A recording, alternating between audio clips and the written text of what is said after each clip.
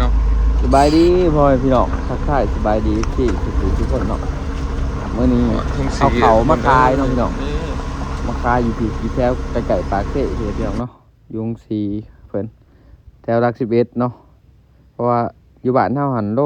5,800เนาะพี่น้องเดี๋ยวมาเบิ่งอยู่นี่เฮาสิได้โลเท่าไหร่เนาะเฮาแก่มา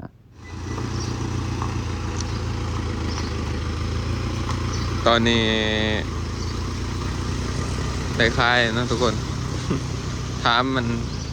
อยู่นี่นะคายเลยเนาะโล6,000กีบนะทุกคน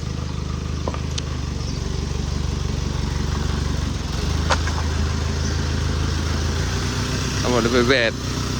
ถามพงซีข้างหน้าได้แล้ว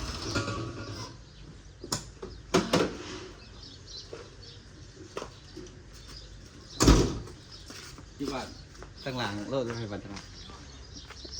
ค่านั้นนี่ก็ประมาณ5,600ว่าจักบาทแห้งถึกแล้วติดเบิ่งมึง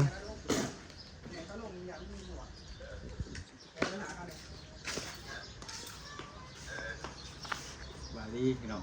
ลองเอามาติดเบิ่ง สอบหนึ่งเอาลงมาติดเบิ่งถึง30 บาท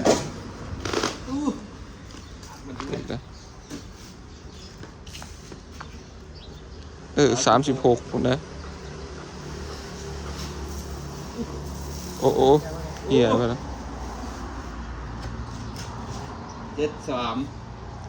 73สิ่งเราพอติดอยู่ได้แหละอยู่นี่เนาะบ้านเขาติดบ่ฮอด70จักเถื่อเขาอยากเขาปรับเนาะเขาไว้คือไงกับสิ่งอยู่มาตรฐานเขาก็กวดปีนึง2 เทื่อโอ้เขามีนี่โตยังไม่มีเนื้องานกวดผมเอาไว้ให้ว่าท้องสอบหมดแล้ว60 ปลายคือกัน นี่เบิ่งเลยนี่ไหลหูนี่เตี้ยนี่ปกติเหมือนนะปกติมันมีสติ๊กเกอร์เขาเอามา60 สอบเนาะพี่น้องว่าเขาอยู่เพื่อนประมาณ7-80นี่แหละเอามาขาย60 สอบเดี๋ยวมาส้มกันสิได้เงินเท่าไรเนาะพี่น้อง60 สอบมันสิได้จักต้นเนาะสิได้บ่2 ต้นเนาะ60 สอบแล้วก็สิได้เงินจักกีบเนาะพี่น้องไปชมกัน677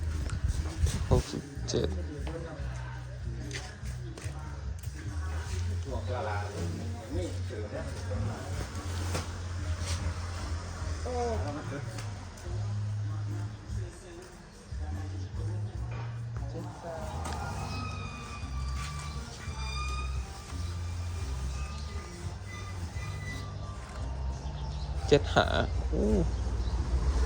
7 หา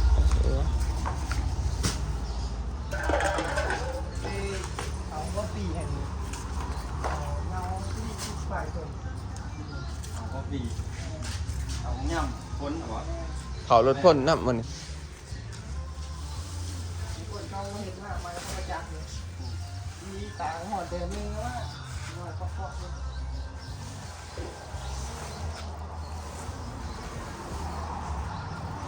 72ต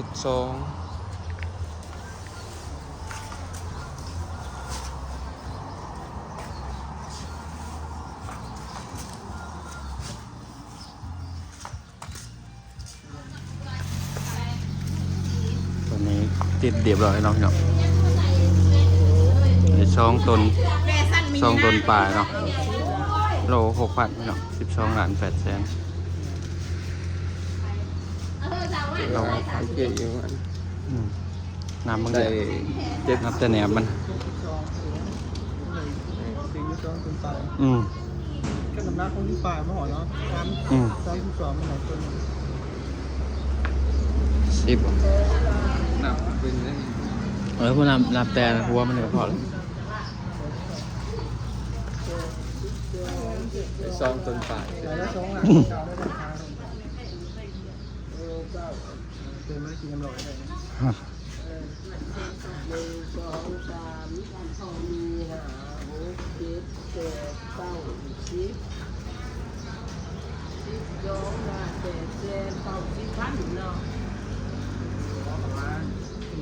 1 2 หลังเก่า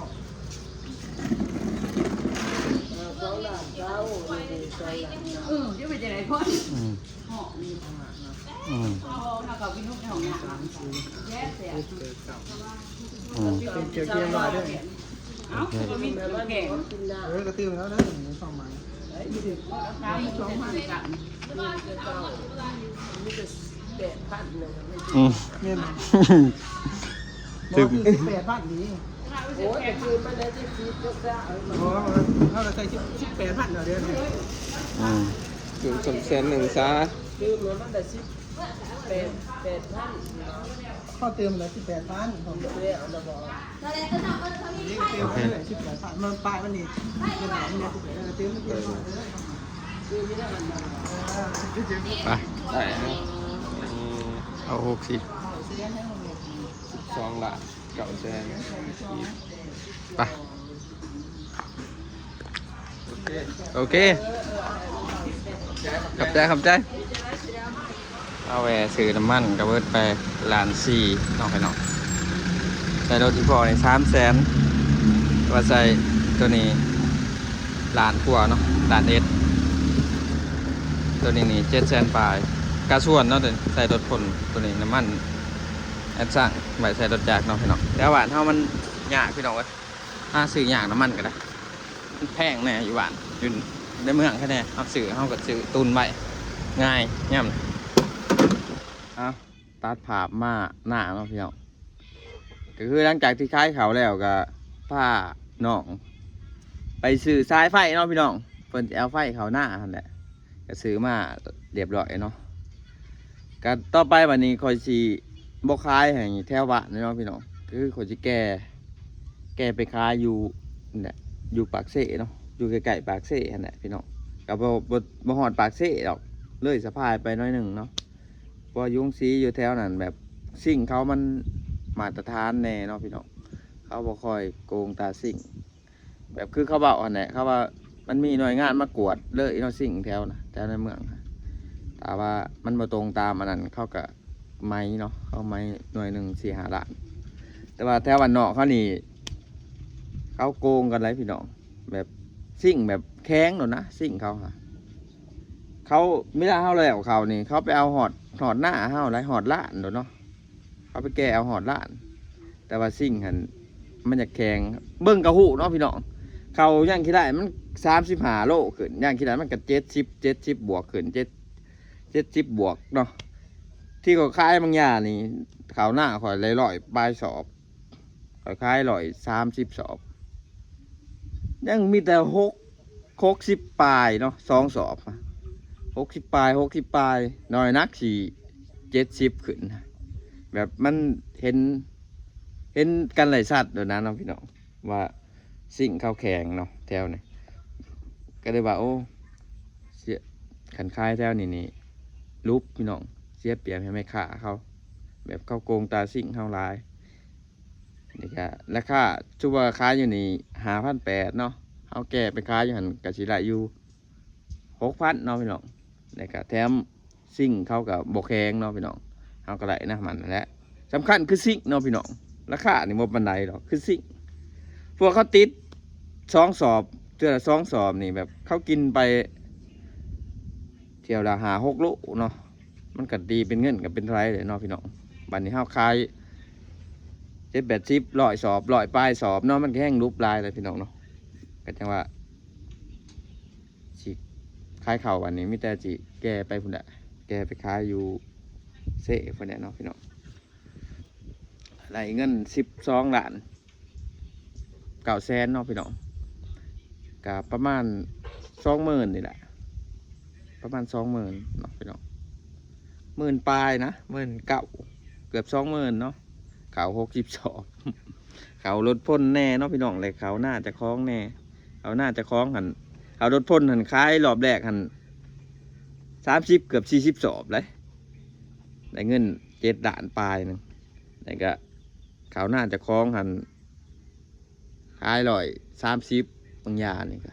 บางตอนแดวเขาเนี่ยแต่บอลมาเลยถ่ายคลิปกันเบิ่งเนาะก็เลยเศร้าหาล้านไหนโบราณพี่น้องขายแถวบ้าน อ่ะเนาะพี่น้องเดี๋ยว เด้พี่น้องสายไฟเนาะซื้อมาเรียบร้อยพี่น้องเป็นสาย1 คูณ20 หาเนาะก็สีใหญ่กว่าสาย16ที่แรกว่าจะเอาสาย16ยันมันหน่อยเนาะยันไฟบ่พอเอาย่างเบิ้งเนี่ยประมาณ560 เมตรเนาะพี่น้องจากนี่ขึ้นไปหาเสาไฟก็เลยซื้อมาเพื่อแน่อันนี้450โค้งละ450 เมตรเนาะอันนี้270 เมตรอันนี้เอามาเพื่อมาตัดต่อเนาะเบิดไป12 ล้านเนาะพี่น้องเบิด12 ล้านปลายเบาน้อยเป็นคนจัดการเนาะเพราะว่าเพิ่นสิมาอยู่นี่เนาะพี่น้องสิเฮ็ดอันนี้เพิ่นสิรีโนเวทนี่แหละต่อเติมบอนขอไก่เนี่ยอยู่พี่น้องเนาะมีเพื่อนมีไฟเวลายามฝนเพิ่นออกมาอยู่นี่เนาะมีไฟก็สบายบัดนี้ข่อยก็สบายเนาะออกสิต่อฟืนต่อไฟไปขอกแวะน้ำพี่น้องไปตากอยู่หันน้ำเนาะเดี๋ยวมื้อนี้สิขึ้นตัดไม้ไผ่หวานเนาะขึ้นตัดเสาแล้วก็สิยังซ้ายน้ำทาบ่น้อยออกมาพี่น้อง